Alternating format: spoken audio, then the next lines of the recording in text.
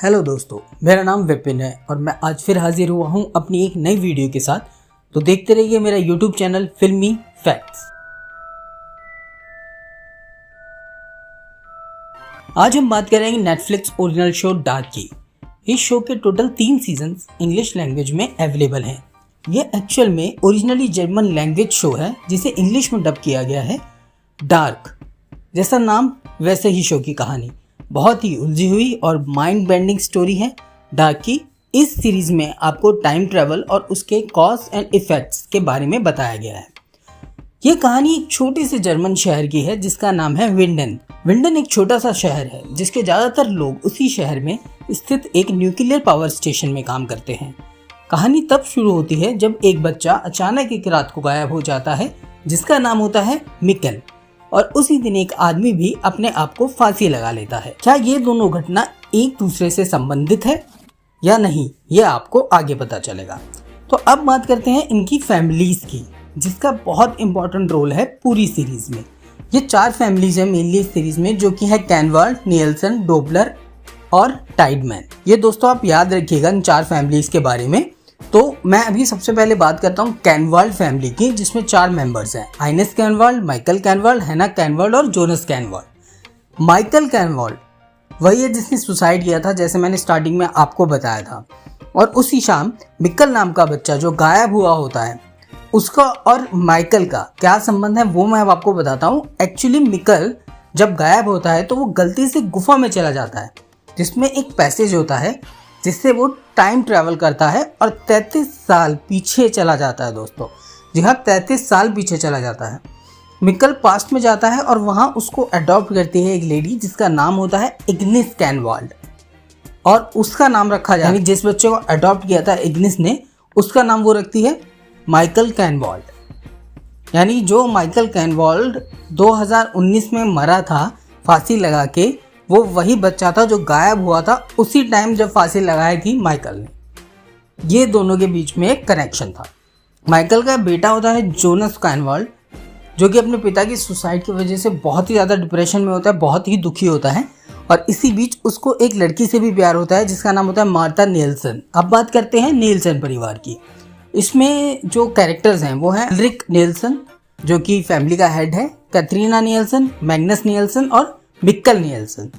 जी हाँ, मिकल नियल्सन वही है जो स्टार्टिंग में गायब होता है और पास्ट में जाके माइकल बन जाता है, यानी कि वो इस फैमिली का भी एक हिस्सा था।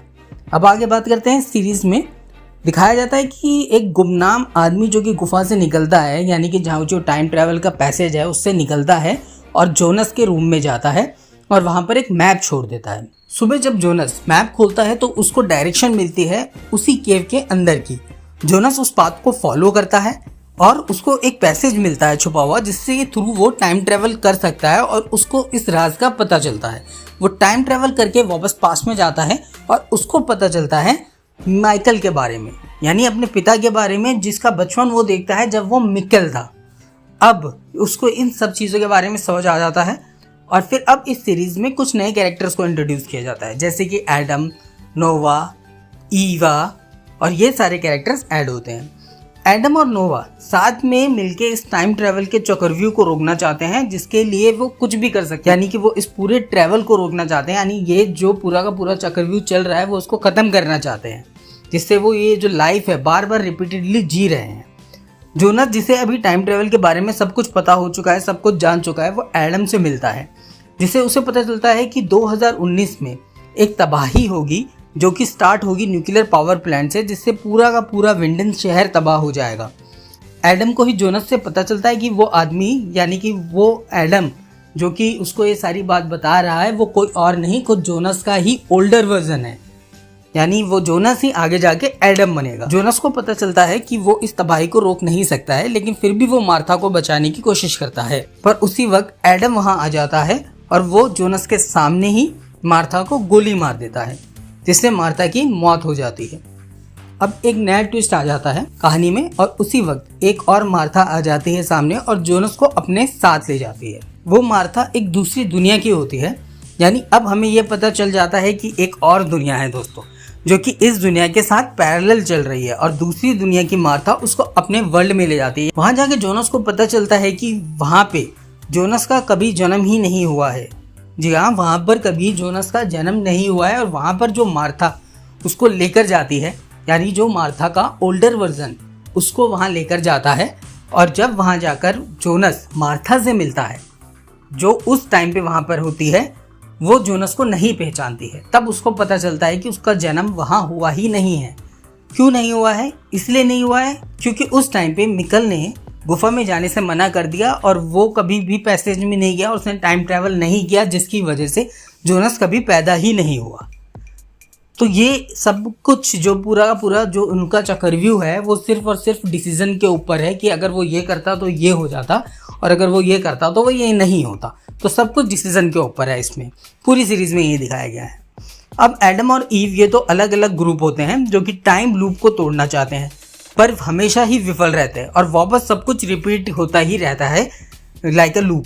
अब इन दोनों को ये पता चल चुका है कि ये दो वर्ल्ड हैं, और दोनों ही वर्ल्ड इंटरकनेक्टेड हैं, और दोनों में तबाही होती है न्यूक्लियर पावर प्लांट से।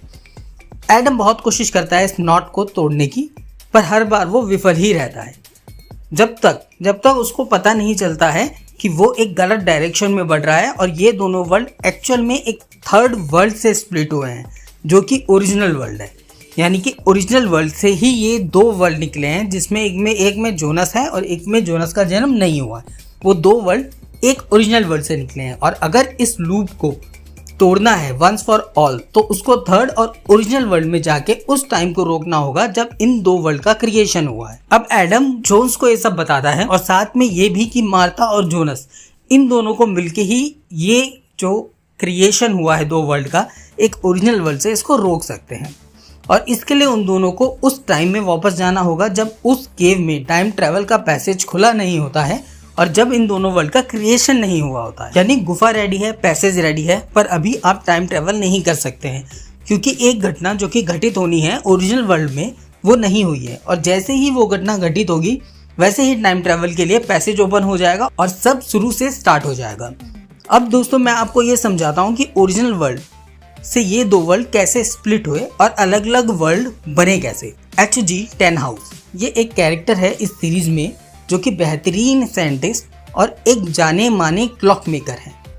अब टेनहाउस का बेटा, बहू और उसकी ग्रैंड डॉटर, ये तीन कैरेक्टर को इंट्रोड्यूस कराया जाता है, और बताया जाता है कि किस तरह से उनका जो पुत्र होता है टेनहाउस का, वो उनसे नाराज चल रहा होता है, और गुस्से में वो रात को खराब मौसम में अपने बीवी और अपनी छोटी सी डॉटर को लेके वहाँ से चला जाता है।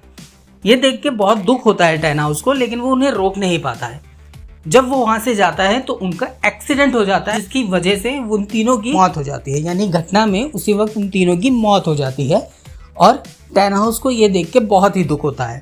वो चाहता है कि वो कुछ इस तरीके का क्रिएशन करे, क्योंकि वो साइंटिस्ट होता है, उसको बहुत नॉलेज होती है ब्लैक होल्स की, स्पेस टाइम की, इन सब की बहुत नॉलेज होती है। तो वो चाहता है कि वो कुछ इस तरीके की मशीन बनाए जिससे वो टाइम में ट्रैवल कर सके और पास्ट में जाकर इन सब चीज़ों को चेंज कर सके।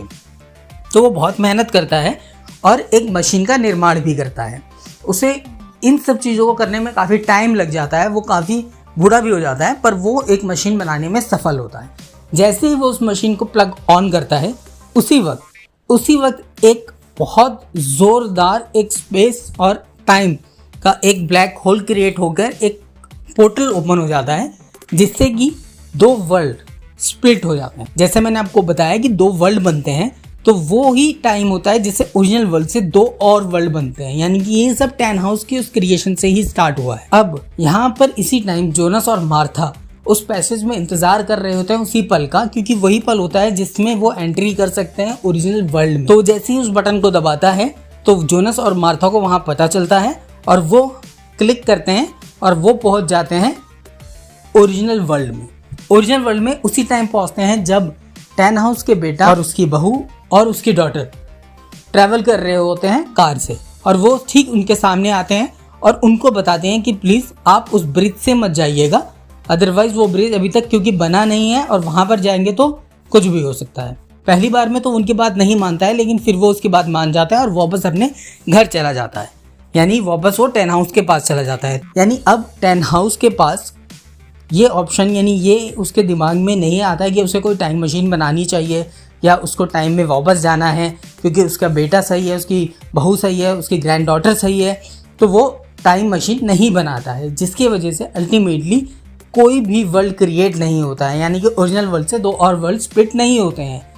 दैट मीन अब जब वो कुछ भी नहीं क्रिएट करता है तो ना ही कोई अस्तित्व होता है जोनस का, ना ही कोई अस्तित्व होता है मार्था का, तो वो वहीं कहानी स्टॉप हो जाती है, वो वहीं पर ही पूरी घटना रुक जाती है और जो चक्रव्यूह होता है टाइम का वो पूरा ख़त्म हो जाता है। तो दोस्तों ये थी पूरी डार्क की डिटेल में कहानी। उसमें बहुत सारे कैरेक्टर्स हैं जो कि मैंने आपको नहीं बताए हैं, अगर मैं बताऊंगा तो आप कंफ्यूज हो जाओगे। तो आपसे रिक्वेस्ट करूंगा, अगर आपने ये सीरीज़ नहीं देखी है तो आप इसको प्लीज़ देखिए। सीरीज़ बहुत इंटरेस्टिंग है, माइंड बेंडिंग है, स्लो बर्न है। स्टार्टिंग में आपको हो सकता है कि स्लो लगे, पेशेंस रखिएगा, पर ऐसे ऐसे सीरीज़ आगे बढ़ेगी, आपको बहुत ही अच्छी और इंटरेस्टिंग लगेगी। तो दोस्तों ये थे मेरा डिटेल रिव्यू। आशा करता हूँ कि ये वीडियो आपको पसंद आई होगी। मैं जल्दी नई वीडियो के साथ फिर हाजिर होऊंगा। अगर आपको ये वीडियो अच्छा लगा हो तो मेरे चैनल को सब्सक्राइब कीजिए और बेल आइकन का बटन दबाइए ताकि भविष्य में जब भी कोई नया वीडियो अपलोड करूँ तो आपको नोटिफिकेशन मिल सके। धन्यवाद।